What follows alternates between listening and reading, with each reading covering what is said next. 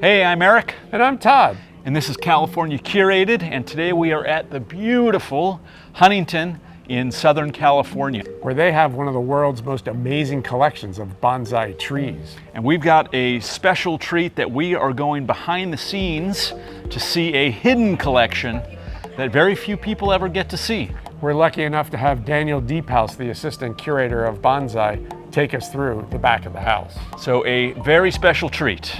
You ready to go? I'm ready. Let's do it. Let's go.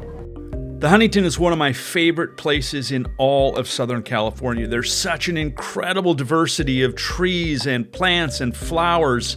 Yeah, if it's green and grows, you'll find it at the Huntington. So we met up with Daniel and he took us behind the scenes. Yeah, backstage of the bonsai.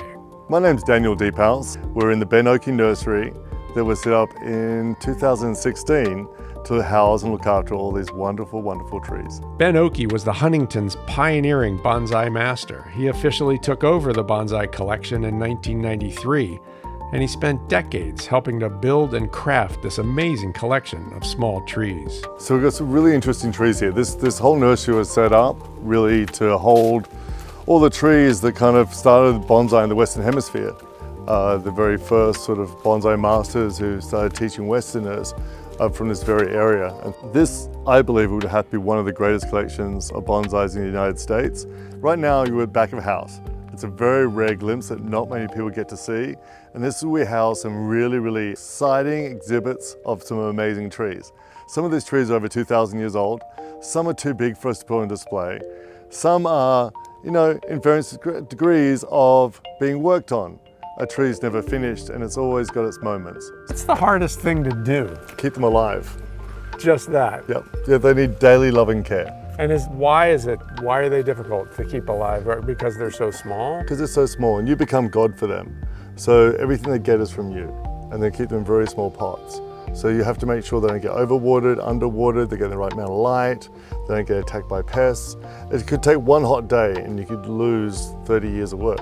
It was really a treat, a pleasure to see what's not on display. There's so many trees there, and they're incredible, the diversity. I used to think that bonsai was a kind of tree, like a species. But Daniel says that's not the case. It's actually weirdly simple. Bonsai. Bon means pot and sai means tree. It means potted tree. Bonsai is a practice of miniaturizing a tree. And a lot of times you take a bigger tree and you bring it down. But through ramification, which means cutting, so every time you make a cut, you get 2 branches, make another cut, 4 branches. We use mathematics and science to make a nice big fat trunk that gives you these proportions, that gives you the illusion of a huge big tree in a little tiny pot. One thing I learned from Daniel is that there's this real strong connection between bonsai in the US and California. Bonsai started in the Western world down here in Southern California. And the people who pioneered that, their trees are here. And so we have a lot of really historical trees, a lot of very old trees, and trees that show the progression of styles of bonsais since probably the 1950s, if not before. Daniel explains the aspects of bonsai that lead to the Zen-like effect they have on people. Here's a little olive tree. This little olive tree is probably 65 years old, believe it or not. And it's been kept this small just through cutting. So what happens is the tree grows up, and as it wants to grow up, we bring a branch to the side, and then the energy goes to the side. And we do it again and again and again. And you end up with this perfect little triangle. We have like the power of 3 in this one, which is the 3rd Nabari trunk, a 3rd of it branch structure, and a 3rd of it canopy. And if you look over the top, you can see little triangles we're trying to form. And on the side, we're trying to form little triangles again. And the tree itself is a triangle. The power of 3 is very important. It's the strongest shape in science with the pyramid. It's also pi, and every religion has the power of 3 in it as well. So 3 is a very strong number.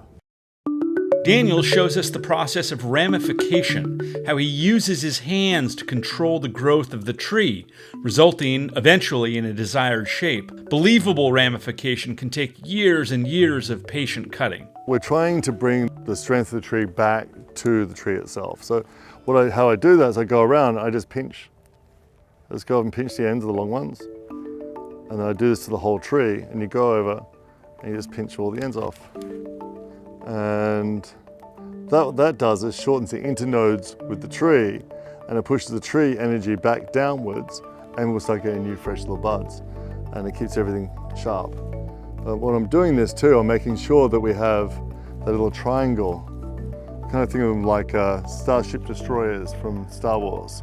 Some trees I'll work on for multiple days. Some trees it's just an hour here and there. So it all depends on the tree. Just going through and just doing a little pinch, and they'll take out the main bud, and then we go backwards. There's a special little magic about having a bonsai in your life. They make you slow down a little bit. They make you look and care about something. They make me go out and look at my plants every day. So I don't know what to say to them. I can't live without them.